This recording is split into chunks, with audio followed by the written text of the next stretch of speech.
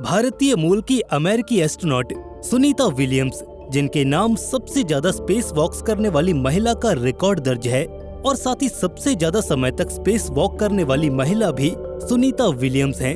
लेकिन आज पूरा इंटरनेट और मीडिया ऐसी खबरों से भर गया है कि स्पेस में एक मिशन पर गए सुनीता विलियम्स और उनके साथी विलमोर ऊपर स्पेस में ही फंस चुके हैं और इसका दोष कहीं न कहीं नासा और बोइंग कंपनी को दिया जा रहा है।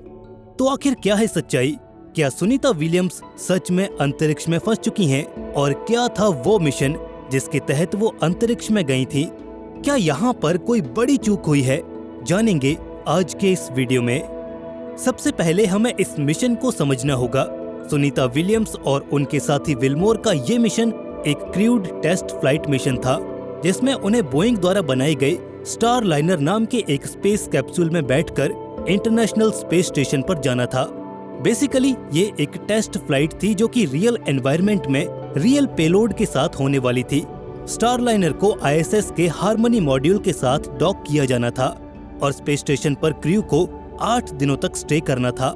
इस दौरान उन्हें स्टार लाइनर पर कई तरह के टेस्ट परफॉर्म करने थे, जिससे कि स्टार लाइनर को फर्दर आगे स्पेस ट्रांसपोर्टेशन के लिए यूज किया जा सके। मिशन खत्म करके स्टार लाइनर पर ही क्रू को वापस धरती पर आना था। ये तो था इस स्पेसक्राफ्ट का पूरा मिशन। लेकिन बोइंग के स्टार लाइनर में लॉन्च से पहले और लॉन्च के बाद भी हीलियम लीकेज की प्रॉब्लम को डिटेक्ट किया गया। इवन स्पेस स्टेशन तक अपनी ट्रिप के दौरान रॉकेट के 5 बूस्टर्स माल फंक्शन की वजह से बंद भी हो गए थे। लेकिन किसी तरह से स्टार लाइनर स्पेस स्टेशन तक पहुंच गया। देखा जाए तो स्टार लाइनर का अपना इतिहास भी काफी दिलचस्प है। बोइंग के इस स्पेसक्राफ्ट की सक्सेस और फेलियर पर भी बात करेंगे। लेकिन सोचने वाली बात यह है कि नासा ने टेस्ट फ्लाइट में अपने एस्ट्रोनॉट्स को भेजकर आखिर क्यों उनकी जान को जोखिम में डाल दिया। तो इसके लिए हमें स्पेस स्टेशन और इसके ऑपरेशन को समझना होगा। रशिया और अमेरिका में कोल्ड वॉर के बाद से इंटरनेशनल स्पेस स्टेशन को आज तक इंटरनेशनल कोऑपरेशन के सिंबल के तौर पर देखा जाता है और इसकी शुरुआत सन 1984 में हुई थी, जब अमेरिका के former president Ronald Reagan NASA से स्पेस में परमानेंट मैन्ड स्पेस स्टेशन बनाने के बारे में पूछते हैं, जिसमें दूसरी कंट्रीज को भी कंट्रीब्यूट करने के लिए इनवाइट किया जाए। इस मशवरे पर नासा काम करता है और 1988 तक 15 देश इस प्रोजेक्ट में हिस्सेदारी के लिए राजी हो जाते हैं। अमेरिका की नासा, जापान की JAXA, कनाडा की CSA और यूरोपियन स्पेस एजेंसी के 9 मेंबर देश मिलकर एक इंटर गवर्नमेंटल एग्रीमेंट साइन करते हैं स्पेस स्टेशन की कंस्ट्रक्शन को लेकर। उस समय इसे स्पेस स्टेशन फ्रीडम नाम दिया गया था। कुछ ही सालों बाद सन 1991 में सोवियत यूनियन बिखर जाता है और रशिया बनता है। उस समय के प्रेसिडेंट बिल क्लिंटन रशिया को भी प्रोजेक्ट में इनवाइट करते हैं और स्पेस स्टेशन का नाम बदलकर इंटरनेशनल स्पेस स्टेशन कर दिया जाता है सन 1993 में। रशिया को इसमें शामिल करने का मकसद था कि एरोस्पेस टेक्नोलॉजी में वो पहले से ही एक्सपर्ट था। सोवियत यूनियन के जमाने में वो पहले ही सन 1971 में दुनिया का सबसे पहला स्पेस स्टेशन सैल्यूट लॉन्च कर चुका था। ISS ज्वाइन करने के बाद रशिया ने अमेरिका के बहुत करीब रहकर काम किया। जमीन पर चाहे कुछ भी होता रहे, लेकिन इन दोनों देशों के बीच ISS पर एकदम शांति और सुलह बनी हुई थी।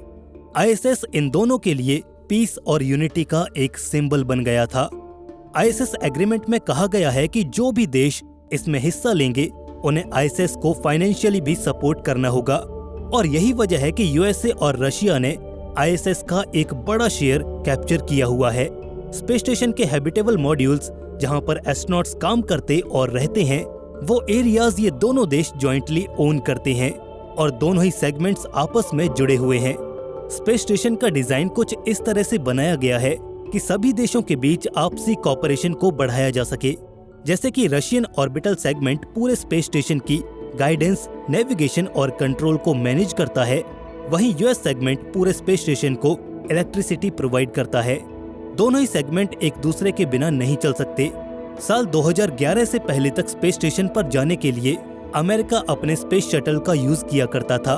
स्पेस शटल प्रोग्राम नासा के लिए बहुत महत्वपूर्ण था, लेकिन स्पेस शटल प्रोग्राम का 25th crude mission STS-51L NASA के लिए डिजास्टरस साबित हुआ। 28 जनवरी सन 1986 को उड़ान भरने के सिर्फ 73 सेकंड बाद ही रॉकेट हवा में ही एक्सप्लोड हो जाता है और इस हादसे में 7 एस्ट्रोनॉट्स की मौत हो जाती है। एक ओरिंग फेलियर की वजह से हुआ ये हादसा चैलेंजर डिजास्टर के नाम से जाना जाता है। इस हादसे ने शटल प्रोग्राम और एस्ट्रोनॉट्स की सेफ्टी पर कई गंभीर सवाल खड़े कर दिए थे, लेकिन 17 साल बाद कोलंबिया डिजास्टर ने पूरी दुनिया को हिला दिया था। 2003 में हुआ ये हादसा कल्पना चावला समेत सभी क्रू मेंबर्स की जान ले लेता है। इसके बाद नासा 29 महीनों तक अपने शटल प्रोग्राम को होल्ड कर देता है और इस दौरान नासा पूरी तरह से रशिया के सोयूज रॉकेट पर निर्भर हो जाता है।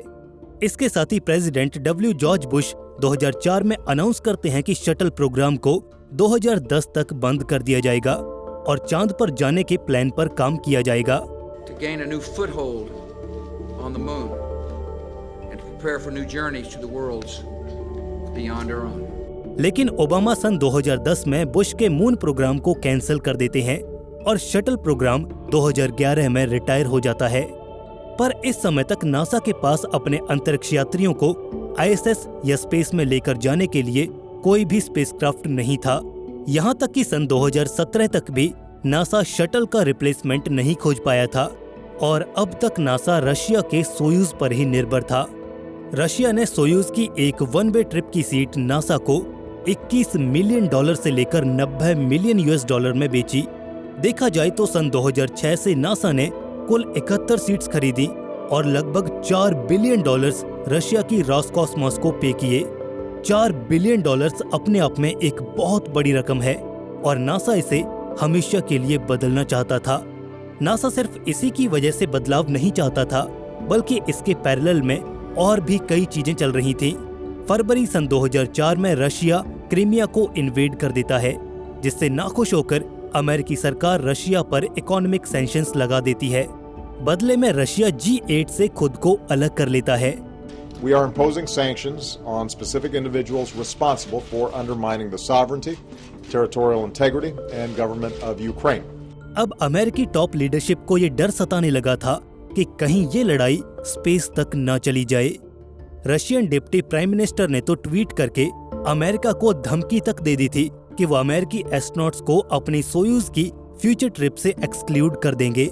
ये धमकी नासा के लिए एक चेतावनी थी कि जल्द से जल्द खुद का एक ट्रांसपोर्टेशन सिस्टम बनाया जाए।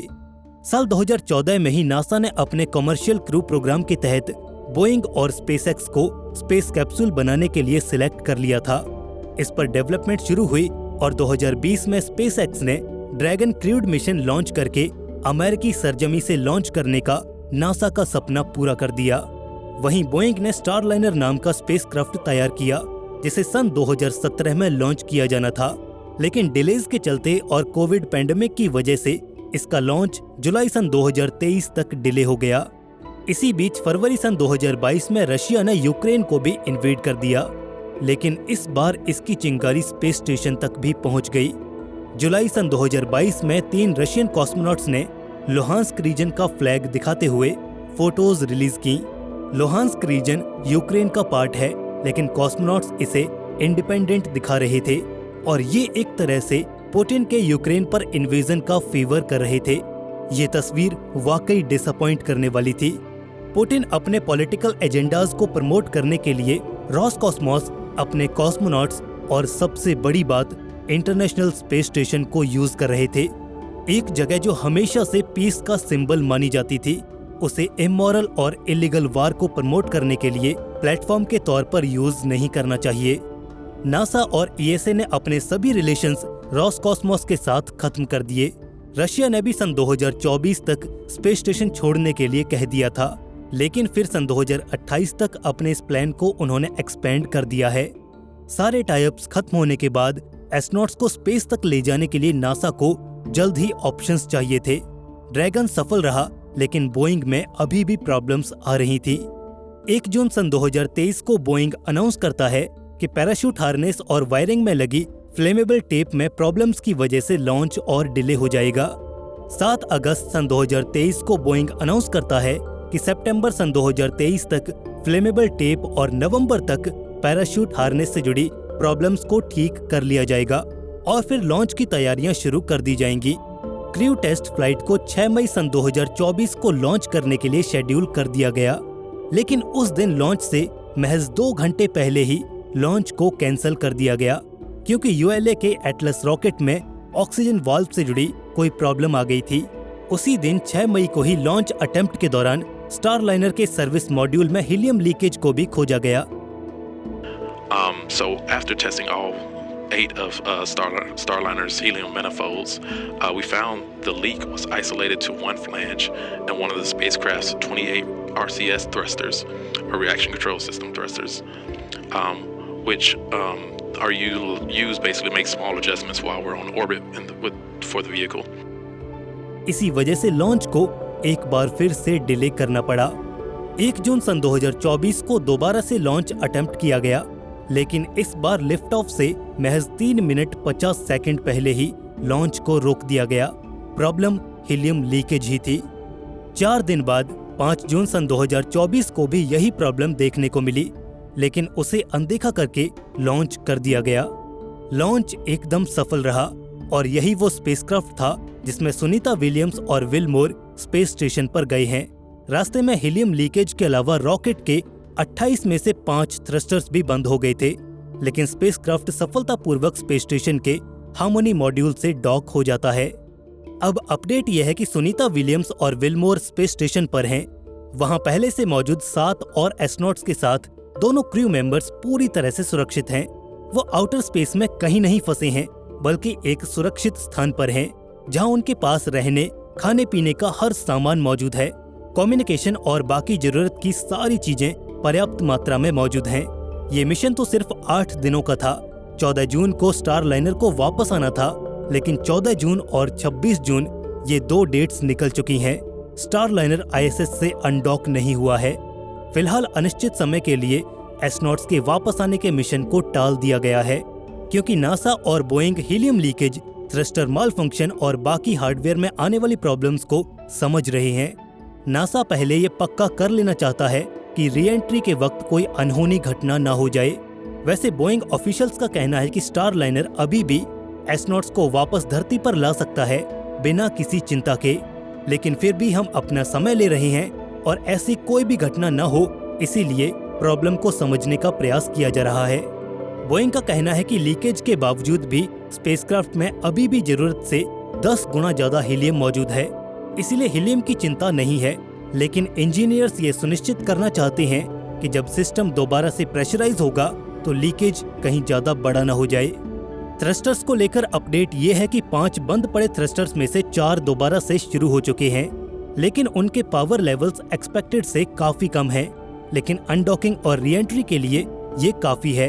5वां थ्रस्टर शुरू नहीं हो सका क्योंकि उसकी पास्ट परफॉर्मेंस ने दिखाया कि वो असल में फेल हो चुका है। इंजीनियर्स देखना चाहते हैं कि 5 थ्रस्टर्स में ऐसा क्या हुआ था कि वो फेल होने की कगार पर पहुंच गए थे, लेकिन इसके बाद भी हम एक सेफ री-एंट्री कर सकते हैं। हाल ही में एक रशियन सैटेलाइट जो कि स्पेस स्टेशन से थोड़ा नीचे ऑर्बिट कर रहा था, वो करीब 100 टुकड़ों में टूटकर बिखर गया है। सभी 100 टुकड़ों को ट्रैक कर लिया गया है और स्पेस स्टेशन के सभी मेंबर्स को तुरंत अपने अपने काम छोड़कर रिस्पेक्टिव स्पेसक्राफ्ट में बैठने को कहा गया। 3 एस्ट्रोनॉट सोयूज में जाकर बैठ गए, 4 एस्ट्रोनॉट ड्रैगन में जाकर बैठे, सुनीता और विल मोर अपने स्टारलाइनर में जाकर बैठ गए। अगर उस टूटे हुए सैटेलाइट से कुछ डैमेज होता तो उन सभी को इमीडिएटली वहां से निकलने के ऑर्डर दिए गए थे, लेकिन 1 घंटे बाद सब कुछ ठीक हुआ तो एस्ट्रोनॉट्स को वापस अपने काम पर जाने के ऑर्डर्स दे दिए गए। यहाँ से पता चलता है कि अगर स्टारलाइनर दोनों क्रू मेंबर्स को वापस लाने में सक्षम न होता तो उन्हें ड्रैगन या फिर सोयूज में बैठने को कहा जाता, लेकिन वो दोनों स्टारलाइनर में बैठे थे, जिसका मतलब यह है कि स्टारलाइनर अभी भी किसी भी इमरजेंसी सिचुएशन में री-एंट्री कर सकता है। दोनों क्रू मेंबर्स आईएसएस पर हैं और वो वापस नहीं आ रहे हैं। तो इसका सीधा सा कारण बस ये है कि ये एक टेस्ट फ्लाइट थी। गड़बड़ियों का पता लगाना भी इसका एक मिशन था और फिर ऐसी गड़बड़ियों का पता लगाकर फ्यूचर की फ्लाइट्स को और भी सेफ बनाया जा सकता है। इसलिए नासा और बोइंग अपना समय ले रहे हैं। हालांकि इससे बोइंग की साख पर फर्क तो पड़ा ही है। बोइंग पहले से ही अपने एयरक्राफ्ट्स की खराब क्वालिटी और फ्रीक्वेंट माल फंक्शनिंग को लेकर एक ग्लोबल क्रिटिसिज्म झेल रहा है। इसके साथ ही करीब 20 विसल ब्लोअर्स ने आगे आकर बोइंग के अंदर चल रहे सेफ्टी इश्यूज को एक्सपोज कर दिया है। कई विटनेसेस और विसल ब्लोअर्स की अचानक मौत ने भी बोइंग को कटघरे में लाकर खड़ा कर दिया है। बोइंग के डिलेज की वजह से ये प्रोग्राम बजट से करीब $1.5 बिलियन एक्सीड कर गया है और ये बोझ भी बोइंग को ही उठाना होगा और यहाँ पर बोइंग को खुद को साबित करना होगा। एक ऐसी दुनिया जहाँ नीचे धरती की नीली चादर फैली हो, ऊपर सितारों का अनंत समंदर हो और आप उसी अनंतता के बीच तैर रहे हो। ये कोई कल्पना नहीं बल्कि एक हकीकत है, इंटरनेशनल स्पेस स्टेशन की हकीकत, जहां पिछले कई महीनों से हमारी अपनी सुनीता विलियम्स मौजूद हैं। एक ऐसा नाम जो भारत के लिए गर्व का प्रतीक है। नासा की ये मशहूर अंतरिक्ष यात्री पहले भी कई रिकॉर्ड्स बना चुकी है, लेकिन इस बार उनका मिशन कुछ अलग मोड़ ले चुका है। जो यात्रा महज 8 दिन की होनी थी, वो अब 9 महीने से भी ज्यादा की हो गई है। वो अभी भी अंतरिक्ष में है, इंटरनेशनल स्पेस स्टेशन पर। वो आज एक ऐसे सवाल के जवाब का इंतजार कर रही हैं जो हर किसी के मन में है, आखिर वापसी कब होगी। और उनकी वापसी का इंतजार न सिर्फ उनके परिवार बल्कि पूरी दुनिया को है। आखिर क्या हुआ था उनके साथ, क्यों उनकी वापसी में इतना लंबा समय लग रहा है और सबसे अहम, वो धरती पर आखिर कब लौटेंगी। ये कहानी एक आम अंतरिक्ष मिशन से कहीं ज्यादा है। ये टेक्नोलॉजी की चुनौतियों, इंसानी जज्बे और इंटरनेशनल कोऑपरेशन की मिसाल है। हम बात करेंगे बोइंग स्टारलाइनर के उस मिशन की जिसने सुनीता विलियम्स और उनके साथी विच विलमोर को अंतरिक्ष में भेजा। आखिर गलती कहां पर हुई थी, नासा और स्पेसएक्स ने इसे ठीक करने के लिए क्या कदम उठाए और अब उनकी वापसी का क्या प्लान है। आखिर क्यों सुनीता की धरती पर वापसी का सफर अभी तक अधूरा है। The mission begins.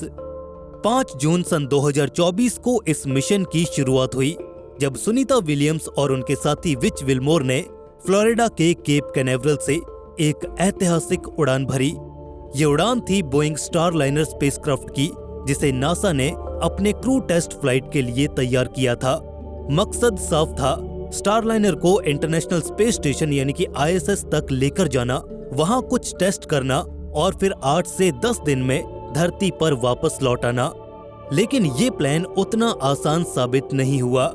इसके लिए हमें इस मिशन के बैकग्राउंड को समझना होगा। बोइंग स्टारलाइनर नासा के कमर्शियल क्रू प्रोग्राम का हिस्सा था, जिसके तहत प्राइवेट कंपनीज को अंतरिक्ष यात्रियों को ISS तक ले जाने की जिम्मेदारी दी गई थी। नासा पहले ही अपने ड्रैगन कैप्सूल से ये काम कर चुका था, लेकिन बोइंग के लिए ये पहला मौका था कि वो अपना स्पेसक्राफ्ट क्रू के साथ टेस्ट करे। सुनीता और बुच दोनों ही अनुभवी अंतरिक्ष यात्री थे। सुनीता ने पहले 321 दिन अंतरिक्ष में बिताए थे और बुच भी कई मिशंस का हिस्सा रह चुके थे। इन दोनों को इस मिशन के लिए इसलिए चुना गया था ताकि स्टारलाइनर की हर तकनीकी बारीकी को परखा जा सके। लॉन्च के दिन सब कुछ ठीक लग रहा था। स्टारलाइनर को एटलस V रॉकेट से अंतरिक्ष में भेजा गया और उसकी लॉन्चिंग सफलतापूर्वक हो गई। अगले दिन 6 जून 2024 को स्पेसक्राफ्ट ISS से जुड़ गया।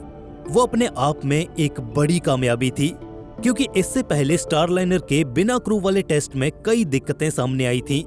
सुनीता और बुच ने ISS पर कदम रखा और वहां मौजूद क्रू ने उनका स्वागत किया। प्लान के मुताबिक वो ISS पर कुछ टेस्ट करने वाले थे, जैसे कि स्टारलाइनर के सिस्टम को चेक करना, उसकी परफॉर्मेंस को देखना और ये सुनिश्चित करना कि भविष्य में ये लंबे मिशंस के लिए तैयार है या फिर नहीं। और फिर वो स्टारलाइनर में ही वापस धरती पर लौटने वाले थे।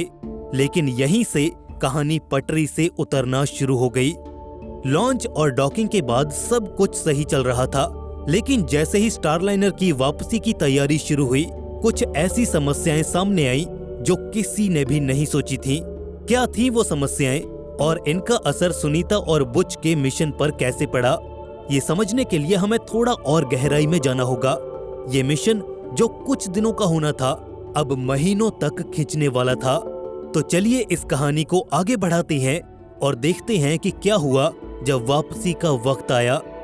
The unexpected challenges. आखिर तक सब कुछ प्लान के मुताबिक चल रहा था, ऐसा लग रहा था कि ये छोटा सा टेस्ट मिशन जल्दी ही पूरा हो जाएगा, लेकिन अंतरिक्ष में कुछ भी आसान नहीं होता। जैसे ही वापसी की तैयारी शुरू हुई, स्टारलाइनर में कुछ ऐसी दिक्कतें सामने आई जिन्होंने पूरे मिशन को ही बदल दिया। सबसे पहले जो समस्या पकड़ में आई वो थी स्टारलाइनर के थ्रस्टर्स की। थ्रस्टर्स वो छोटे छोटे इंजन होते हैं जो स्पेसक्राफ्ट को सही दिशा में मोड़ने और उसकी पोजीशन को कंट्रोल करने का काम करते हैं। आईएसएस से जुड़ने के दौरान इंजीनियर्स ने नोटिस किया कि कई थ्रस्टर्स सही से काम नहीं कर रहे थे। कुल 28 में से 5 थ्रस्टर्स में खराबी थी। ये अपने आप में कोई बड़ी बात नहीं थी क्योंकि स्पेसक्राफ्ट में बैकअप सिस्टम्स होते हैं, लेकिन जब नासा और बोइंग की टीम ने इसकी जांच शुरू की तो उन्हें पता चला कि ये दिक्कत हल्की नहीं है। थ्रस्टर्स के वाल्व में लीकेज की समस्या थी और इसके साथ ही हीलियम गैस का रिसाव भी शुरू हो गया था। हीलियम वो गैस है जो थ्रस्टर्स को चलाने में मदद करती है। अगर ये लीक होती रही तो वापसी का सफर खतरनाक हो सकता था। अब सवाल ये था कि क्या स्टारलाइनर में सुनीता और बुच को सुरक्षित धरती पर वापस लाया जा सकता है। नासा ने कोई जोखिम नहीं लेना चाहा। उन्होंने फैसला किया कि सबसे पहले इन दिक्कतों को पूरी तरह से समझा जाए। इसके लिए उन्होंने टेस्टिंग शुरू की, जमीन पर भी और आईएसएस पर भी। लेकिन हर टेस्ट के साथ नई नई परेशानियां सामने आने लगी। मिशन जो 8 दिन का था वो हफ्तों तक खिंच गया। जुलाई 2024 आते आते नासा को ये साफ हो गया कि स्टारलाइनर की हालात ऐसी नहीं है कि वो अंतरिक्ष यात्रियों को वापस ला सके। और फिर इस मिशन को लेकर एक बहुत बड़ा फैसला लिया गया। सुनीता और बुच को आईएसएस पर ही रुकना होगा और स्टारलाइनर को बिना क्रू के धरती पर वापस भेजा जाएगा। 24 अगस्त सन 2024 को स्टारलाइनर आईएसएस से अलग हुआ और 6 सितंबर को न्यू मैक्सिको में लैंड कर गया। लेकिन सुनीता और बुच अभी भी अंतरिक्ष में ही फंसे हुए थे। अब सुनीता और बुच को आईएसएस पर ही महीनों तक रहना था और नासा को उनकी वापसी के लिए एक दूसरा रास्ता ढूंढना पड़ा। लेकिन ये रास्ता क्या था और इसमें इतना वक्त क्यों लग रहा था? The backup plan. तो अब हालात ये थे कि सुनीता विलियम्स और बुच विल्मोर आईएसएस पर फंसे हुए थे। बोइंग स्टारलाइनर जिसने उन्हें अंतरिक्ष में पहुंचाया था वो वापसी के लिए तैयार नहीं था। नासा ने इसे बिना क्रू के धरती पर लौटा दिया और अब सवाल ये था कि सुनीता और बुच को वापस कैसे लाया जाए। अंतरिक्ष में कोई जोखिम नहीं लिया जा सकता और नासा को अब एक ऐसा प्लान चाहिए था जो पूरी तरह से सुरक्षित हो। और यहीं से शुरू हुआ नासा का बैकअप प्लान, जिसमें एंट्री हुई स्पेस एक्स की। नासा के पास पहले से ही स्पेस एक्स के साथ एक कॉन्ट्रैक्ट था। स्पेस एक्स का क्रू ड्रैगन स्पेसक्राफ्ट पिछले कई सालों से आईएसएस तक क्रू को ले जाने और वापस लाने का काम कर रहा था। जब स्टारलाइनर में दिक्कत आई तो नासा ने फैसला किया कि सुनीता और बुच की वापसी के लिए स्पेस एक्स की मदद ली जाए। लेकिन ये इतना आसान नहीं था। स्पेस एक्स के मिशन पहले से शेड्यूल्ड होते हैं और हर मिशन में महीनों की तैयारी लगती है। उस वक्त जो सबसे नजदीकी मिशन था वो था क्रू 9, जो सितंबर 2024 में लॉन्च होने वाला था। प्लान ये बनाया गया कि क्रू 9 मिशन में सुनीता और बुच को वापस लाया जाए। लेकिन फिर एक और नई दिक्कत सामने आई। क्रू 9 मिशन में पहले से 4 अंतरिक्ष यात्री शामिल थे। अगर सुनीता और बुच को इसमें जोड़ा जाता तो स्पेसक्राफ्ट में जगह की समस्या हो सकती थी। नासा ने इसे हल करने के लिए एक स्मार्ट फैसला लिया। उन्होंने क्रू 9 के 2 सदस्यों एनी मैकलिन और कैरल पेस्कोव को मिशन से हटा दिया और उनकी जगह सुनीता और बुच को फिट करने का प्लान बनाया गया। बाकी 2 अंतरिक्ष यात्री जो क्रू 9 का हिस्सा थे आईएसएस पर गए और वहां पर उन्होंने काम शुरू कर दिया। लेकिन ये बदलाव करने में वक्त लगा। क्रू 9 का लॉन्च पहले अगस्त में होने वाला था, लेकिन स्टारलाइनर की समस्याओं की वजह से इसे सितंबर तक टाल दिया गया। आखिरकार 28 सितंबर 2024 को क्रू 9 लॉन्च हुआ और आईएसएस पर पहुंचा। अब सुनीता और बुच के लिए इंतजार का एक नया दौर शुरू हुआ। क्रू 9 मिशन का प्लान था कि आईएसएस पर करीब 6 महीने के लिए रुकेगा और मार्च 2025 में वापस लौटेगा। यानी सुनीता और बुच को मार्च 2025 तक रुकना था। लेकिन क्या ये प्लान फाइनल था या इसमें अभी और बदलाव होने थे? नासा और स्पेसएक्स मिलकर लगातार इस मिशन पर काम कर रहे थे ताकि उनकी वापसी को जल्द से जल्द और सुरक्षित बनाया जा सके। लेकिन इस बीच सुनीता और बुच आईएसएस पर अपने वक्त का इस्तेमाल कैसे कर रहे थे? Life on ISS and final preparations.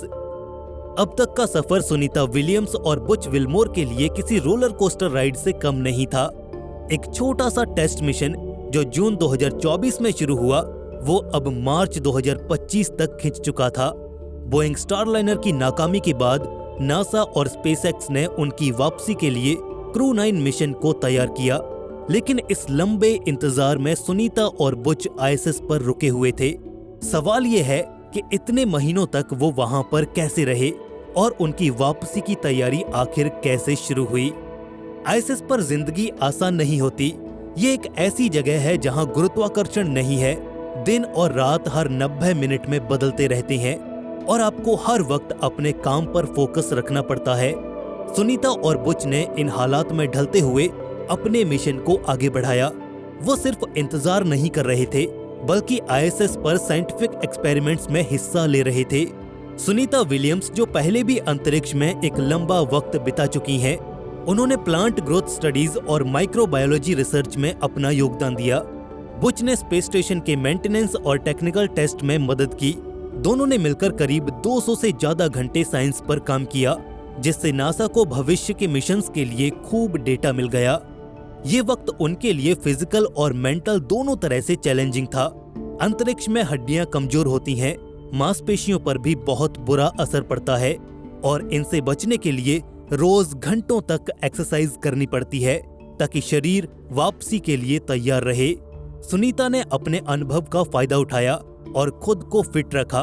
वो अक्सर आईएसएस से धरती की तस्वीरें शेयर किया करती थी, जो सोशल मीडिया पर खूब वायरल हुई। लेकिन इन सब के बीच उनकी नजरें अपनी वापसी पर भी थीं और वो पल धीरे धीरे नजदीक आ रहा था। 2025 की शुरुआत में नासा और स्पेसएक्स ने उनकी वापसी की फाइनल तैयारी शुरू कर दी। क्रू 9 मिशन मार्च में खत्म होने वाला था, लेकिन सुनीता और बुच को पहले लाने की कोशिश हुई। फिर एक नया प्लान बना, क्रू 10 मिशन। ये मिशन 15 मार्च 2025 को आईएसएस से जुड़ा, जिसमें 4 अंतरिक्ष यात्री गए। प्लान ये था कि क्रू 10 के आने के बाद क्रू 9 का स्पेसक्राफ्ट सुनीता और बुच को लेकर 18 मार्च 2025 को ही धरती पर लौट आएगा। मौसम की स्थिति और टेक्निकल चेक्स पर सब कुछ निर्भर था। 17 मार्च तक वो अभी आईएसएस पर हैं, लेकिन उनकी वापसी का काउंटडाउन शुरू हो चुका है। नासा ने कंफर्म किया कि अगर सब कुछ ठीक रहा तो वो 18 मार्च को लैंड कर सकते हैं। The return journey. Sunita Williams और बुच विल्मोर की वापसी का इंतजार अब अपने आखिरी पड़ाव पर है। 9 महीने से ज्यादा का वक्त अंतरिक्ष में बिताने के बाद वो आखिरकार धरती की ओर लौटने के लिए तैयार हैं। 15 मार्च सन 2025 को स्पेसएक्स का क्रू 10 मिशन आईएसएस से जुड़ गया। इस मिशन ने 4 नए अंतरिक्ष यात्रियों को स्पेस स्टेशन पर पहुंचाया और इसके साथ ही क्रू 9 स्पेसक्राफ्ट को वापसी धरती पर लाने का काम भी शुरू हो गया। सुनीता और बुच, जो क्रू 9 का हिस्सा थे, अब ड्रैगन कैप्सूल में सवार होने वाले थे। नासा और स्पेसएक्स की टीम ने हर चीज को बारीकी से चेक किया। स्पेसक्राफ्ट के सिस्टम्स, थ्रस्टर्स, पैराशूट्स और हीट शील्ड, ताकि कोई गड़बड़ ना हो। 17 मार्च 2025 तक सारी तैयारियां पूरी हो चुकी हैं। प्लान ये था कि 18 मार्च को स्पेसक्राफ्ट आईएसएस से अलग होगा और धरती की ओर अपना सफर शुरू करेगा। ये वापसी का सफर अपने आप में एक रोमांचक प्रक्रिया है। जब ड्रैगन कैप्सूल आईएसएस से अलग होगा तो वह धरती के वायुमंडल में दोबारा प्रवेश करेगा। इस दौरान स्पेसक्राफ्ट को 27,000 किलोमीटर प्रति घंटे की रफ्तार से नीचे आना होगा और हीट शील्ड उसे 1600 डिग्री सेल्सियस की गर्मी से बचाएगा। फिर पैराशूट्स खुलेंगे और कैप्सूल धीरे धीरे अटलांटिक महासागर में फ्लोरिडा के तट पर लैंड करेगा।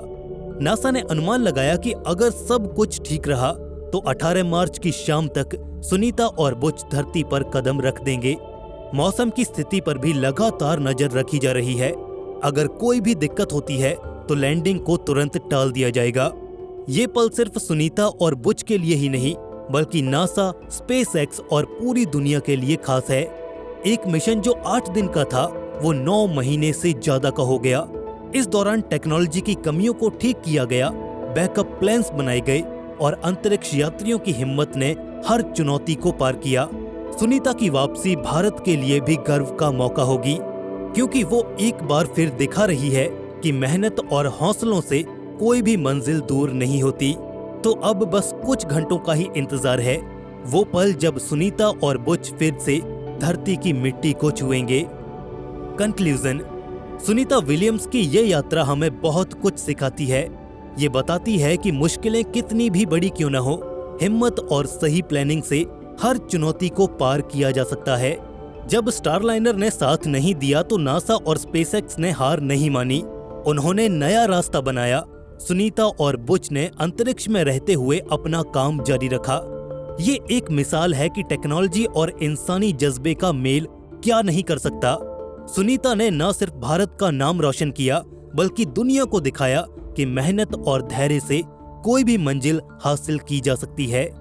हम सब के लिए ये पल खास है। सुनीता की वापसी सिर्फ एक अंतरिक्ष यात्री की लैंडिंग नहीं है, बल्कि ये उस उम्मीद की जीत है जो हर इंसान अपने सपनों के लिए रखता है। कल जब वो धरती पर वापस कदम रखेंगी तो उनके साथ उनकी मेहनत, उनके अनुभव और वो कहानी भी लौटेगी जो आने वाली पीढ़ियों को प्रेरित करेगी। और हाँ, ये एक सबक है कि अंतरिक्ष का रास्ता आसान नहीं होता, लेकिन जो इस रास्ते पर चलते हैं वो इतिहास बनाते हैं। उनके इस सफर ने हम सबको रोमांचित किया, चिंतित किया और आखिर में एक नई उम्मीद दी। ये कहानी यहीं खत्म नहीं होती, बल्कि ये एक नई शुरुआत है, एक नए मिशन की, नई खोजों की। कल्पना कीजिए कि आप पिछले 6 महीनों से स्पेस की जीरो ग्रेविटी में रह रहे हैं, धरती से करीब 250 मील ऊपर इंटरनेशनल स्पेस स्टेशन पर। आपने दुनिया को उस नजरिए से देखा है जिसे बहुत कम लोग ही देख पाते हैं। आपने वेटलेसनेस को एक्सपीरियंस किया और एज एन एस्ट्रोनॉट आपने कई ग्राउंड ब्रेकिंग एक्सपेरिमेंट्स को भी कंडक्ट किया। और अब आपके घर वापस आने का समय है। आप उस खतरनाक अंतरिक्ष में तैरती एक्स्ट्राऑर्डिनरी जगह को छोड़कर धरती पर वापस कैसे आओगे? अंतरिक्ष से दोबारा धरती पर वापस आना किसी भी स्पेस मिशन का सबसे जटिल और खतरनाक भाग होता है। ये इतना आसान नहीं होता कि स्पेसक्राफ्ट लहराते हुए बड़े आराम से धरती पर उतर जाएं, जैसा अक्सर फिल्मों में दिखाया जाता है। इसमें कोई शॉर्टकट नहीं होते, गलती की कोई गुंजाइश नहीं। सिर्फ और सिर्फ प्रिसाइज प्लानिंग, फिजिक्स और बहुत ज्यादा हिम्मत चाहिए। आज की इस वीडियो में हम डिटेल में जानेंगे कि आखिर अंतरिक्ष यात्री धरती पर वापस कैसे आते हैं। हम हर स्टेज और हर प्रोसेस को देखेंगे, स्पेस स्टेशन पर अनडॉकिंग से लेकर अर्थ पर टच डाउन तक। तो तैयार हो जाइए री एंट्री के लिए, क्योंकि ये जर्नी बहुत ही थ्रिलिंग होने वाली है। Life on ISS, why we need to come home. इससे पहले कि हम धरती की अपनी वापसी यात्रा को शुरू करें, आइए जानते हैं कि आखिर एस्ट्रोनॉट्स को स्पेस स्टेशन से वापस धरती पर आना ही क्यों पड़ता है। स्पेस स्टेशन पर भी जिंदगी काफी मजेदार है, आप कह सकते हैं once in a lifetime experience, लेकिन वहाँ की लाइफ डिमांडिंग है। ISS पर एस्ट्रोनॉट्स माइक्रो ग्रेविटी में रहते हैं, जिसकी वजह से समय के साथ एस्ट्रोनॉट्स की मांसपेशियों और हड्डियों में कमजोरी आ जाती है। ISS पर हमें उतनी ग्रेविटी महसूस नहीं होती, जिसकी वजह से हमारे शरीर को मजबूत हड्डियों और मसल्स की नीड भी नहीं रहती।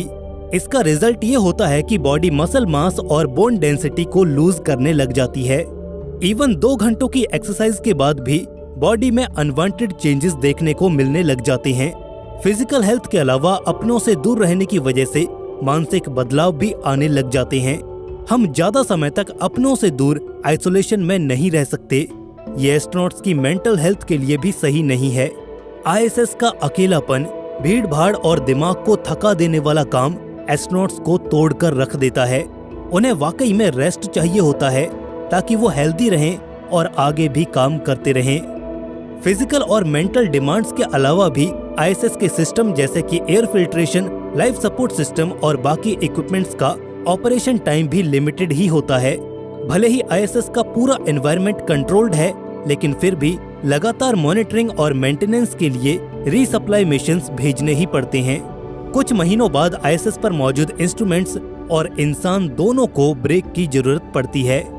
एस्ट्रोनॉट्स धरती पर रिहेबिलिटेशन, रिकवरी और उन्होंने साइंटिफिक एक्सपेरिमेंट्स के दौरान जो डेटा इकट्ठा किया है, उसे शेयर करने के लिए नीचे आते हैं और जब भी घर वापस आने की प्रोसेस शुरू होती है, एस्ट्रोनॉट्स और ग्राउंड कंट्रोल सिस्टम दोनों ही तैयारियों में लग जाते हैं, preparing to leave ISS।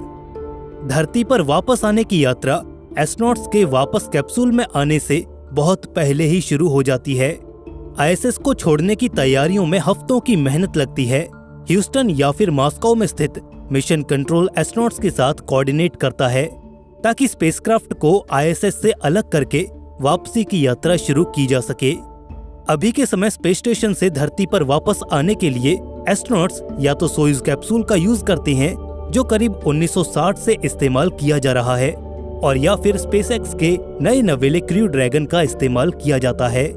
Departure वाले दिन अंतरिक्ष यात्री कैप्सूल के अंदर अपने स्पेस सूट पहन लेते हैं। स्पेसक्राफ्ट चाहे कोई भी हो, सोयूज या फिर क्रू ड्रैगन, ये सूट दुर्घटनावश होने वाले कैबिन डिप्रेशराइजेशन से बचने के लिए हैं, या फिर लौटते हुए किसी इमरजेंसी सिचुएशन में स्पेस सूट भी काम आ सकता है। स्पेसक्राफ्ट के अंदर सब कुछ डबल चेक किया जाता है। लाइफ सपोर्ट सिस्टम से लेकर नेविगेशन कंट्रोल्स तक सब कुछ चेक किया जाता है। सभी एस्ट्रोनॉट्स लगातार मिशन कंट्रोल से संपर्क में बने रहते हैं और हर एक चीज को रियल टाइम में मॉनिटर किया जाता है।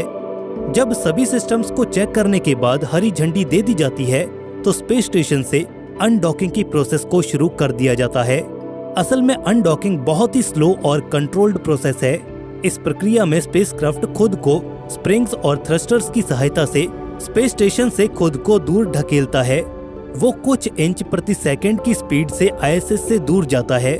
इस पॉइंट पर स्पेसक्राफ्ट पूरी तरह से ऑटोनोमस होता है। उस पर लगे ऑनबोर्ड कंप्यूटर्स इस पूरी प्रोसेस को संभालते हैं और ISS से अनडॉकिंग के बाद स्पेसक्राफ्ट को री एंट्री के लिए तैयार कर दिया जाता है। The deorbit burn.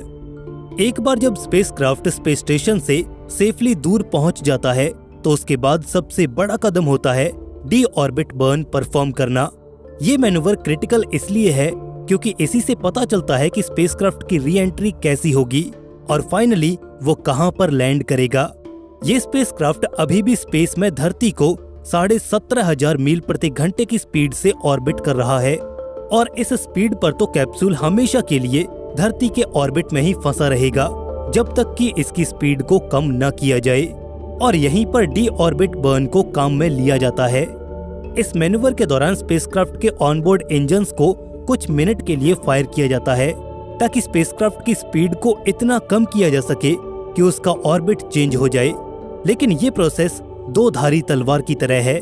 Deorbit burn एकदम परफेक्ट टाइम के लिए होना चाहिए। अगर स्पेसक्राफ्ट जरूरत से कम धीमा हुआ तो वो ऑर्बिट में ही फंसकर रह जाएगा और हमारे एस्ट्रोनॉट्स भी उसमें पैनिक हो रहे होंगे। अगर डीऑर्बिट बर्न ज्यादा हो जाता है तो स्पेसक्राफ्ट ज्यादा धीमा हो जाएगा, तो स्पेसक्राफ्ट एकदम सीधा नीचे आने लगेगा, जिससे वो अर्थ के एटमॉस्फेयर में जलकर ही राख हो जाएगा।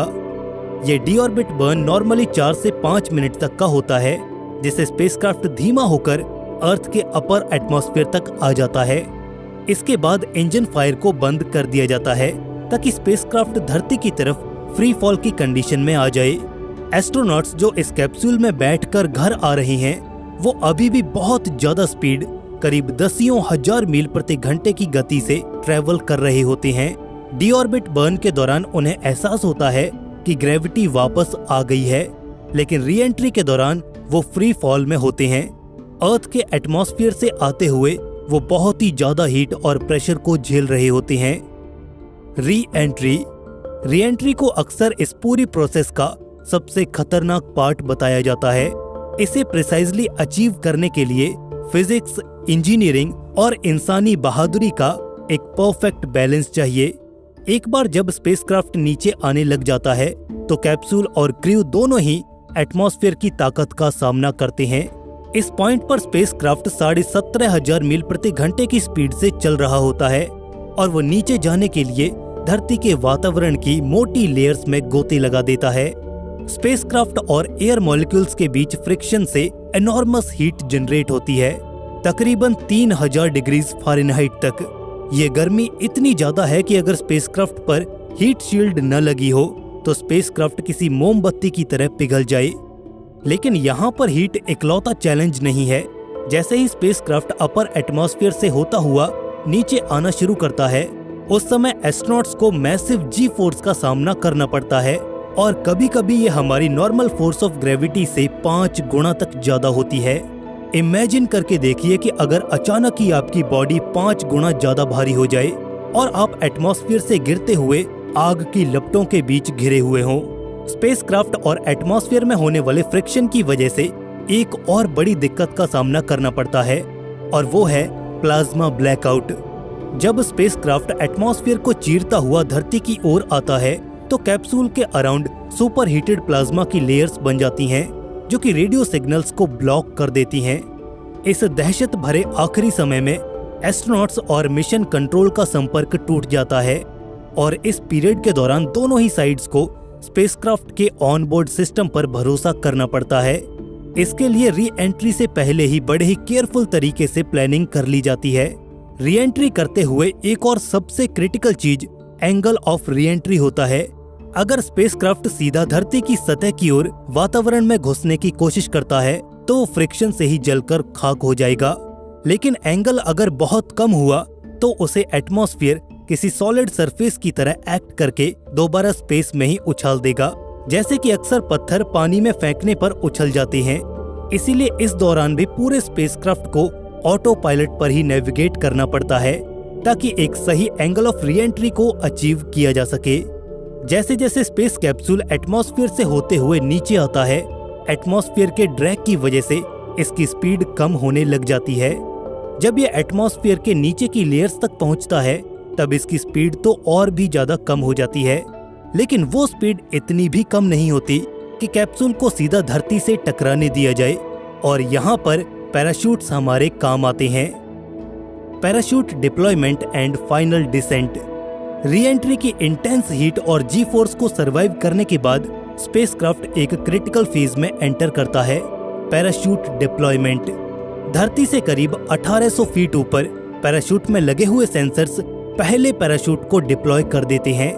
ये पहला पैराशूट छोटा होता है और इसका मेन काम स्पेसक्राफ्ट को धीमा करके उसके डिसेंट को स्टेबलाइज करना होता है।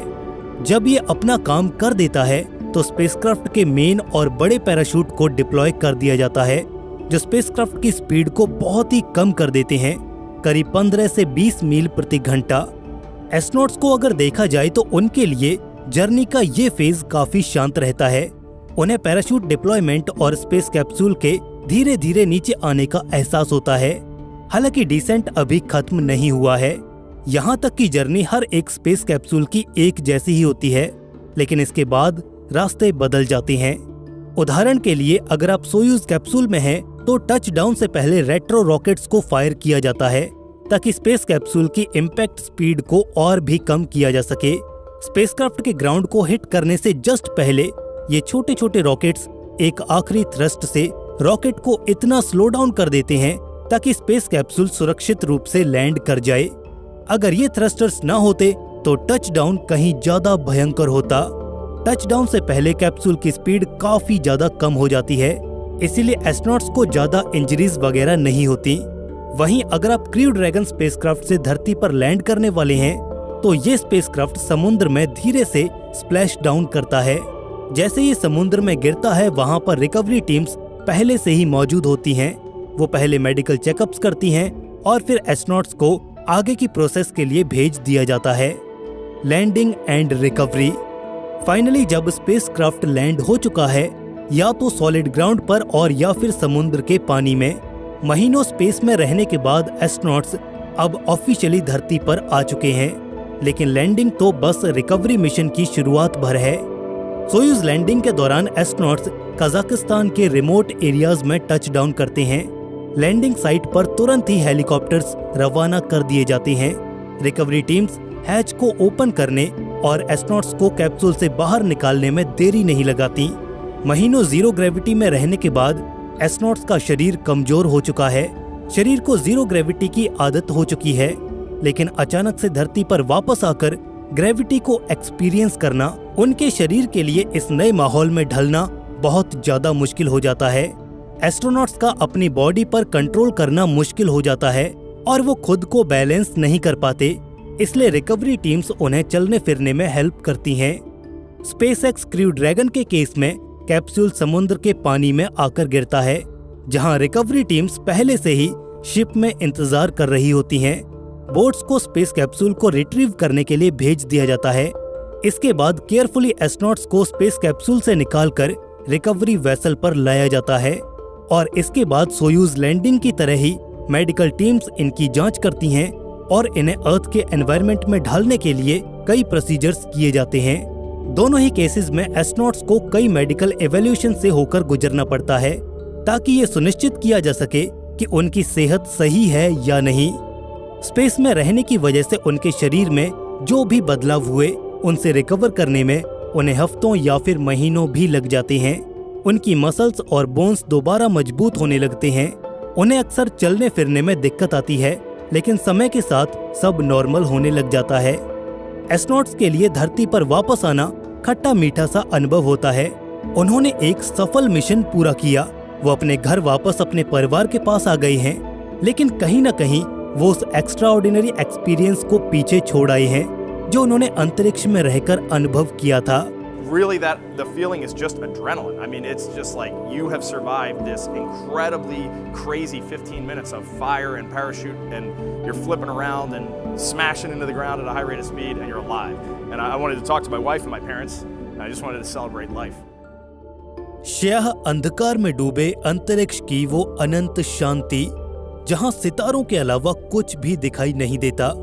लेकिन अचानक दूर से एक नीली गेंद नजर आती है, जिसे अक्सर स्पेस स्टेशन से अंतरिक्ष यात्री देखते रहते हैं। उनका अपना घर, उनके अपने, उनका बचपन, उनकी यादें सब यहीं तो हैं, इसी नीली गेंद पर। भारतीय मूल की अमेरिकी एस्ट्रोनॉट सुनीता विलियम्स को भी अपने घर का ही इंतजार था, क्योंकि वो पिछले 9 महीनों से स्पेस स्टेशन पर ही रह रही थीं। पिछले 9 महीनों से इंटरनेशनल स्पेस स्टेशन ही उनकी जिंदगी का हिस्सा था। सुनीता विलियम्स वहां पर कैसे फंस गईं, ये समझने के लिए आप हमारी इस वीडियो को देख सकते हैं। लेकिन जल्द ही ये सब कुछ बदलने वाला था। 18 मार्च सन 2025 को भारतीय समय अनुसार सुबह 10:35 पर उनका SpaceX crew dragon space capsule जो उन्हें लेने के लिए गया था, वो स्पेस स्टेशन से अलग हो जाता है। ये वो पल था जब हर कोई अपनी सांसें थामकर इंतजार कर रहा था। क्या ये लंबी यात्रा अब खत्म होगी? क्या सुनीता विलियम्स सुरक्षित धरती पर लौट आएंगी? जैसे ही स्पेसक्राफ्ट पृथ्वी के वायुमंडल में दाखिल हुआ, उसकी रफ्तार करीब 28,000 किलोमीटर प्रति घंटे थी। बाहर का तापमान 1500 डिग्री सेल्सियस से भी ज्यादा था। स्पेसक्राफ्ट की सतह पर आग की लपटें उठ रही थीं, लेकिन इसके अंदर सुनीता विलियम्स, बरी वुच बिलमोर, निक हेग और रूसी कॉस्मोनॉट अलेक्जेंडर बार्गुनोव पूरी तरह से सुरक्षित थे। ये री एंट्री फेज अंतरिक्ष यात्रा का सबसे खतरनाक हिस्सा होता है। अगर यान का हीट शील्ड सही तरीके से काम ना करे तो सब कुछ खत्म हो सकता है। लेकिन स्पेसएक्स की तकनीक पर भरोसा था और वो भरोसा सही साबित भी हुआ। करीब 17 घंटे की यात्रा के बाद स्पेसक्राफ्ट धरती के करीब पहुंचा। सबसे पहले ड्रोग पैराशूट्स खुले। ये 2 छोटे पैराशूट्स थे जो स्पेसक्राफ्ट को स्टेबल करने और उसकी रफ्तार को 350 मील प्रति घंटे से कम करने के लिए डिजाइन किए गए थे। फिर आया वो शानदार पल जब 4 जायंट मेन पैराशूट्स खुले। सफेद रंग के इन पैराशूट्स ने स्पेसक्राफ्ट की स्पीड को और कम करके 119 मील प्रति घंटे तक ला दिया। नीचे फ्लोरिडा के तट पर गल्फ ऑफ मैक्सिको की शांत लहरें दिख रही थीं। भारतीय समय के अनुसार सुबह 3:27 पर स्पेसक्राफ्ट ने पानी को छुआ। एक हल्का सा झटका और अंतरिक्ष यान धरती पर उतर चुका था। ये था सक्सेसफुल स्प्लैश डाउन, अंतरिक्ष से धरती पर लौटने का वो तरीका जो नासा और स्पेसएक्स ने चुना था। स्प्लैश डाउन के बाद रिकवरी टीम्स तुरंत हरकत में आ गईं। वो तेजी से स्पेसक्राफ्ट के पास पहुंची और कुछ ही मिनटों में सुनीता और उनके साथियों को बाहर निकाल लिया गया। लेकिन ये लैंडिंग तो सिर्फ एक शुरुआत थी। अंतरिक्ष में 9 महीने बिताने के बाद सुनीता और बुच को अब धरती की नई चुनौतियों के लिए तैयार होना था। चलिए अब हम बात करते हैं कि इस लैंडिंग के बाद सुनीता विलियम्स को किन किन चुनौतियों का सामना करना पड़ सकता है। अंतरिक्ष में रहना किसी सपने जैसा हो सकता है, लेकिन वहां की जिंदगी धरती से बिल्कुल अलग है। सुनीता विलियम्स ने ISS पर करीब 286 दिन बिताए हैं। वहां ना गुरुत्वाकर्षण था, ना दिन रात का नॉर्मल साइकिल जो धरती पर होता है। अब जब वो धरती पर वापस आ चुकी हैं, तो उनके शरीर को फिर से धरती की आदत डालनी होगी। ये प्रक्रिया आसान नहीं है और इसके पीछे विज्ञान की गहरी बातें छुपी हैं। चलिए इन शारीरिक चुनौतियों को विस्तार से समझते हैं। पहले है गुरुत्वाकर्षण का असर। अंतरिक्ष में जीरो ग्रेविटी की वजह से सुनीता विलियम्स का शरीर उस हालत का आदी हो गया था। वो वहां पर तैरती थी, हर चीज हल्की थी, खाना, पानी और उनका खुद का शरीर भी। लेकिन धरती पर लौटते ही उन्हें 1G ग्रेविटी का सामना करना होगा। ये ऐसा है जैसे कोई आपको अचानक कहे कि अब अपने शरीर का वजन फिर से उठाओ। नासा के अनुसार अंतरिक्ष यात्रियों को लैंडिंग के बाद अपने पैरों पर खड़ा होना भी मुश्किल लगता है। सुनीता विलियम्स को जब यान से बाहर निकाला गया तो उन्हें सहारा देना पड़ा। उनके पैर कमजोर थे और शायद उन्हें ऐसा लग रहा हो कि उनके पैरों में भारीपन भर दिया गया हो। ये ग्रेविटी रीएडजस्टमेंट कई दिनों तक रह सकता है। पहले कुछ घंटों में उन्हें व्हीलचेयर की जरूरत भी पड़ सकती है और हर कदम उनके लिए एक नई जंग की तरह होगा। इसके बाद मांसपेशियों और हड्डियों की कमजोरी अगली चुनौती होगी। अंतरिक्ष में ग्रेविटी न होने से मांसपेशियां और हड्डियां कमजोर हो जाती हैं। सुनीता ने वहां रोजाना 2 घंटे एक्सरसाइज की, ट्रेडमिल पर दौड़ना, रेजिस्टेंट बैंड से वर्कआउट करना, लेकिन ये धरती की नॉर्मल एक्टिविटीज जितना इफेक्टिव नहीं होता। नासा की स्टडीज के मुताबिक अंतरिक्ष में हर महीने हड्डियों का घनत्व 1 से 2% तक कम हो जाता है। यानी सुनीता की हड्डियां 9 महीनों में 9 से 18% तक कमजोर हो गई होंगी। इससे फ्रैक्चर का खतरा बढ़ जाता है। उनकी मांसपेशियां भी सिकुड़ गई होंगी, जिसे मसल एट्रोफी कहते हैं। उदाहरण के तौर पर स्कॉट कैली जो 340 दिन अंतरिक्ष में रहे थे, उन्होंने कहा था कि धरती पर लौटने के बाद उनके पैरों में ताकत नहीं रही थी। सुनीता को भी शायद कुछ ऐसा ही झेलना पड़ सकता है। इस कमजोरी को ठीक करने के लिए उन्हें high protein diet, calcium supplements और फिजियोथेरेपी की जरूरत होगी, लेकिन ये रिकवरी कई महीनों तक चल सकती है। अगली चुनौती है संतुलन का बिगड़ जाना। अंतरिक्ष में रहने से शरीर को बैलेंस करने का सिस्टम यानी वेस्टिबुलर सिस्टम प्रभावित होता है। अंतरिक्ष में ऊपर नीचे कुछ नहीं होता। इतने ज्यादा दिन अंतरिक्ष में रहने पर दिमाग उसी स्थिति को सामान्य मान लेता है, लेकिन धरती पर लौटने पर गुरुत्वाकर्षण की वजह से दिमाग को फिर से सब कुछ समझना पड़ता है। इससे एस्ट्रोनॉट्स को चक्कर आना, उल्टी जैसा महसूस होना या संतुलन बिगड़ने जैसी समस्याएं हो सकती हैं। नासा के एक अध्ययन में पाया गया कि 60% एस्ट्रोनॉट्स लैंडिंग के बाद पहले कुछ दिनों तक ठीक से चल नहीं पाते। जब क्रिस हेडफील्ड 2013 में लौटे थे तो उन्होंने कहा था कि उन्हें ऐसा लग रहा था जैसे पूरी दुनिया घूम रही हो। सुनीता विलियम्स को भी ये दिक्कत हो सकती है। पहले कुछ दिनों तक उन्हें बिस्तर पर ज्यादा समय बिताना पड़ सकता है और मेडिकल टीम्स उनकी हर हरकत पर नजर रखेंगी। नेक्स्ट चैलेंज रहेगा ब्लड प्रेशर और सर्कुलेशन की समस्या। अंतरिक्ष में खून का बहाव अलग तरीके से काम करता है।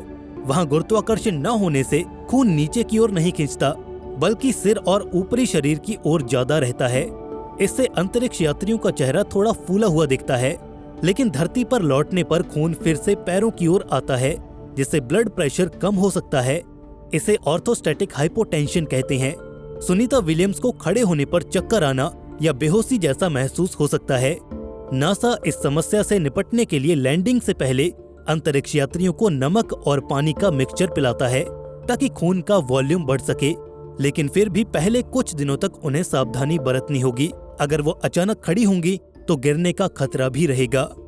अगली चुनौती रहेगी थकान और कमजोरी। अंतरिक्ष में रहकर नींद का चक्र बिगड़ जाता है। वहाँ सूरज हर 90 मिनट में उगता है और डूबता है, जिससे बॉडी क्लॉक गड़बड़ा जाती है। सुनीता विलियम्स को शायद हर दिन 5-6 घंटे की टूटी फूटी नींद ही मिली होगी। धरती पर आने के बाद उनकी बॉडी क्लॉक तुरंत ठीक नहीं होगी। इसके अलावा गुरुत्वाकर्षण की आदत डालने में शरीर की बहुत एनर्जी खर्च होती है। इससे उन्हें भारी थकान और कमजोरी महसूस हो सकती है।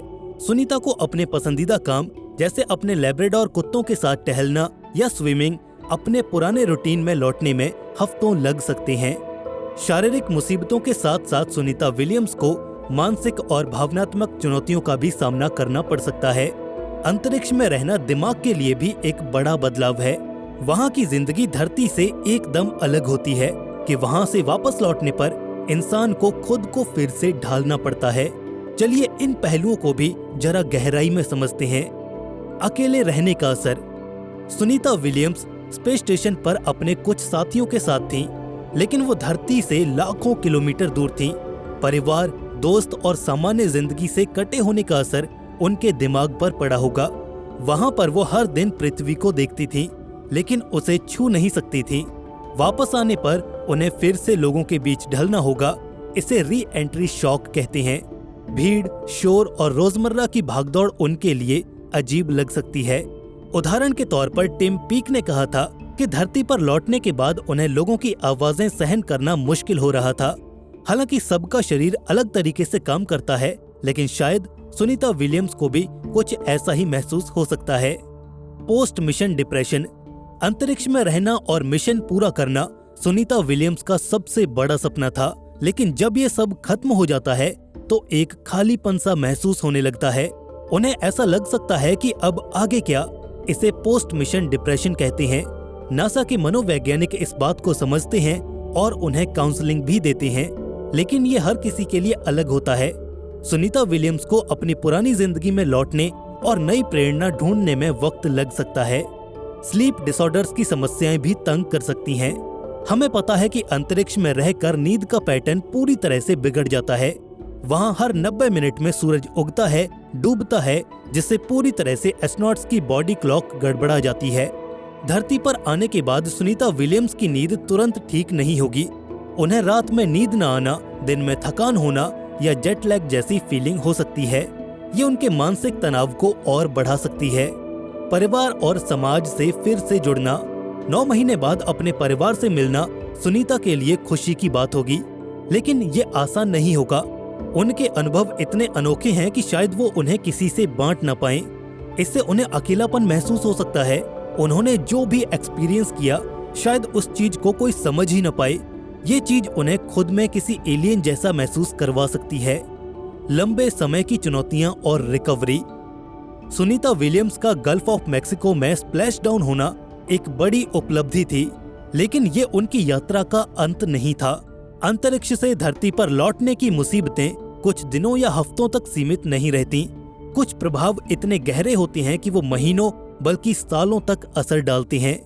सुनीता ने स्पेस स्टेशन पर 286 दिन बिताए। ये कोई छोटा समय नहीं है। इतने लंबे समय तक जीरो ग्रेविटी में रहने से उनके शरीर और दिमाग पर जो बदलाव आए, उन्हें ठीक करने के लिए एक लंबी और कॉम्प्लेक्स रिकवरी प्रोसेस से गुजरना होगा। ये सिर्फ फिजिकल हेल्थ की बात नहीं है, बल्कि उनकी जिंदगी को फिर से सामान्य बनाने की चुनौती भी है। स्पेस में रहने से आई कमजोरी को ठीक करने के लिए उन्हें लंबी रिकवरी प्रोसेस से गुजरना होगा। रूटीन फिजियोथेरेपी, जिसमें खास मशीनों से उनकी मांसपेशियों को फिर से मजबूत किया जाएगा। हाई प्रोटीन डाइट ताकि मांसपेशियों को पोषण मिले, और कैल्शियम और विटामिन डी की खुराक ताकि हड्डियां फिर से घनी हों, ये सब शामिल होगा। लेकिन ये प्रोसेस इतनी आसान नहीं होने वाली। पहले कुछ हफ्तों तक उन्हें हर एक कदम सावधानी से उठाना होगा। अगर वो जल्दबाजी करेंगी तो चोट लगने का खतरा हमेशा रहेगा। नासा के अनुसार हड्डियों और मांसपेशियों की पूरी रिकवरी में 6 महीनों से लेकर 1 साल तक का वक्त लग सकता है। इस दौरान उन्हें अपने पसंदीदा खेल जैसे मैराथन दौड़ना और साइकिलिंग करना, इन सब से दूर रहना पड़ सकता है। इसके अलावा अंतरिक्ष में रेडिएशन के लेवल धरती से कहीं ज्यादा होते हैं। पृथ्वी का मैग्नेटिक फील्ड हमें सोलर रेडिएशन और कॉस्मिक रेज से बचाए रखता है, लेकिन स्पेस स्टेशन पर ऐसा कोई भी सुरक्षा कवच नहीं है। नासा के मुताबिक अंतरिक्ष यात्रियों को हर दिन उतना रेडिएशन मिलता है जितना धरती पर हमें 5 महीनों में मिलता है। अगर हम सुनीता विलियम्स के 286 दिन के अंतरिक्ष मिशन को देखें तो उन्हें 200 मिलीसीवर्ट रेडिएशन मिला होगा, जिससे पता चलता है कि वो धरती पर करीब 83 साल के बराबर रेडिएशन का शिकार हुई होंगी। ये रेडिएशन उनके डीएनए को नुकसान पहुंचा सकता है और कैंसर, मोतियाबिंद या दूसरी गंभीर बीमारियों का खतरा करीब 10% तक बढ़ सकता है। उदाहरण के लिए स्कॉट कैली के जुड़वा भाई मार्क कैली के साथ तुलना करने पर हमें ये पता चला कि अंतरिक्ष में लंबे समय तक रहने से उनके डीएनए में बदलाव आए थे। हालांकि ये बदलाव परमानेंट नहीं थे, लेकिन ये दिखाता है कि रेडिएशन का असर कितना गहरा हो सकता है। सुनीता को इस खतरे से बचाने के लिए लंबे समय तक मेडिकल निगरानी में रखना होगा। इसके अलावा रेडिएशन से उनकी आंखों पर भी असर पड़ सकता है। अंतरिक्ष यात्रियों में space flight associated neuro ocular syndrome यानी सांस नाम की समस्या देखी गई है, जिससे आंखों की रोशनी कमजोर हो सकती है। ये लंबे समय की मुसीबत उनके रोजमर्रा के काम जैसे पढ़ना या ड्राइविंग करना, इन सब को प्रभावित कर सकती है। सुनीता एक एक्टिव इंसान है। उन्हें दौड़ना, स्विमिंग करना और अपने कुत्तों के साथ समय बिताना पसंद है, लेकिन 9 महीनों तक जीरो ग्रेविटी में रहने की वजह से उनकी शारीरिक क्षमता कम हो गई होगी। पहले कुछ महीनों तक वो अपने पुराने रूटीन में दोबारा नहीं लौट पाएंगी। उनकी बॉडी क्लॉक बिगड़ने से रात में नींद न आना या दिन में थकान जैसी समस्याएं हो सकती हैं। इसे ठीक होने में हफ्तों लग सकते हैं और इस दौरान उनकी प्रोडक्टिविटी भी कम रह सकती है। सुनीता को अपने परिवार के साथ समय बिताना भी पसंद है, लेकिन अगर वो थकी हुई रहेंगी तो ये उनके लिए बहुत मुश्किल होगा। सामाजिक स्तर पर भी उन्हें चुनौतियां मिलेंगी। अंतरिक्ष से लौटने के बाद वो सुर्खियों में रहेंगी। मीडिया, साइंटिफिक कम्युनिटी और आम लोग उनसे बहुत कुछ जानना चाहेंगे, लेकिन इतने लंबे समय तक अंतरिक्ष में रहने के बाद भीड़ और शोर उनके लिए परेशान करने वाला हो सकता है। उन्हें धीरे धीरे इसकी आदत डालनी होगी। साथ ही वो अपने करियर के अगले कदम के बारे में भी सोचेंगी। क्या वो फिर से अंतरिक्ष में जाएंगी या अब धरती पर नई जिम्मेदारियां लेंगी, जैसे कि दूसरे और एस्ट्रोनॉट्स को ट्रेनिंग देना। ये फैसला भी उनके लिए आसान नहीं होगा, क्योंकि अंतरिक्ष की लत को छोड़ना बहुत मुश्किल होता है। खैर, सुनीता विलियम्स की गल्फ ऑफ मैक्सिको में लैंडिंग एक ऐतिहासिक और रोमांचक पल था। 18 मार्च सन 2025 को जब उनका स्पेसक्राफ्ट क्रू ड्रैगन पानी में उतरा, तो ये सिर्फ एक अंतरिक्ष यात्री की वापसी नहीं थी, बल्कि ये विज्ञान की भी जीत थी। लेकिन इस शानदार लैंडिंग के बाद जो चुनौतियां शुरू हुई, वो सुनीता विलियम्स की असली परीक्षा है। अंतरिक्ष में 286 दिन बिताने के बाद उनकी जिंदगी अब पहले जैसी नहीं रही। फिर भी सुनीता विलियम्स जैसी मजबूत और प्रेरणादायक शख्सियत इन सब से पार पा लेगी। उनकी इस यात्रा से हमें बहुत कुछ सीखने को मिला है। सबसे पहले विज्ञान की ताकत। अंतरिक्ष में इतने लंबे समय तक रहना और सुरक्षित लौटना इंसानी तकनीक का चमत्कार है। दूसरा, मानव शरीर की अनोखी क्षमता। ये शरीर कितना लचीला है कि जीरो ग्रेविटी में महीनों बिताने के बाद भी धरती पर फिर से ढल सकता है। और तीसरा, हिम्मत और धैर्य का सबक। सुनीता ने हर चुनौती को हंसते हुए स्वीकार किया, चाहे वो अंतरिक्ष में तैरते हुए प्रयोग करना हो या धरती पर कमजोर पैरों के साथ फिर से चलना सीखना। उनकी कहानी हमें बताती है कि मुश्किलें कितनी भी बड़ी क्यों न हो, इंसान उन्हें पार कर सकता है। सुनीता अब धीरे धीरे अपनी पुरानी जिंदगी में लौट रही होंगी, लेकिन उनकी इस यात्रा का असर हमेशा उनके साथ रहेगा और नासा के इतिहास में भी। वो ऐसी महिला हैं जिन्होंने सितारों को छुआ, फिर धरती पर लौटकर हमें प्रेरणा दी। उनकी ये कहानी सिर्फ उनके बारे में नहीं है, बल्कि हर उस इंसान के बारे में है जो सपने देखता है और उन्हें पूरा करने की हिम्मत रखता है। तो सुनीता विलियम्स की ये कहानी आपको कैसी लगी? इस मिशन पर आपकी राय क्या है? हमें कमेंट सेक्शन में जरूर बताइएगा। अगर आप अंतरिक्ष की ऐसी और रोमांचक कहानियां सुनना चाहते हैं तो आप हमारे चैनल को सब्सक्राइब करके बेल नोटिफिकेशन इनेबल जरूर कर लीजिए। इस वीडियो को लाइक और अपने दोस्तों और परिवार वालों के साथ शेयर जरूर कीजिए, ताकि वो भी सुनीता की इस प्रेरक यात्रा के बारे में जान सकें। हमारा मकसद है आपको ऐसी कहानियां सुनाना जो न सिर्फ आपको जानकारी दें, बल्कि आपके सपनों को भी उड़ान दें। तो दोस्तों, मिलते हैं ऐसे ही एक और नए इन्फॉर्मेटिव वीडियो के साथ। तब तक के लिए स्टे क्यूरियस, बी हैप्पी। नमस्कार।